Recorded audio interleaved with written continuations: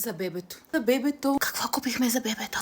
Здравейте, приятели! В днешното видео ще ви покажа първата ми покупка за бъдещето ни бебенце. Лошото е, че се сетих да пазарувам, когато ми остава едва един месец да родя. Наистина, това е тъжното, когато очакваш второ дете, че буквално забравяш да му купиш нещичко.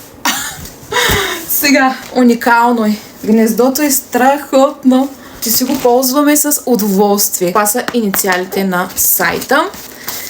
Изключително красиво съдържание. Така, този път ще заложим на бибероните Бибс. Боже господи, каква е тази красота. Погледнете. Те са толкова красиви. Другото нещо, което си поръчах, е ето тази прекрасна, очарователна, красива кутийка.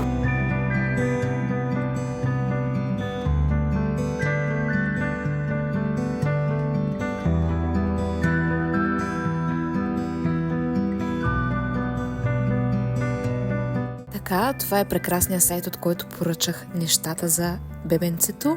Бамбуки предлагат ръчно изработени бебешки играчки, аксесуари и декорация, които, между другото, са направени от напълно рециклируеми и екологични материали, а дизайна им е модерен с изключително красива пастелена палитра от цветове.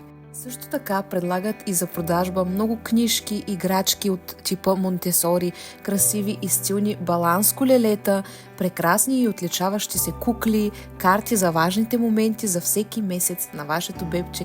Ето това са нашите биберончета, на които аз се спрях. Тук може да видите и красивите гнезда, които те предлагат, и ви показвам и моето, което аз избрах. Много ми допаднаха пастелените нежни цветове. Надявам се да ви харесат. Много благодаря, че останахте до края на това видео.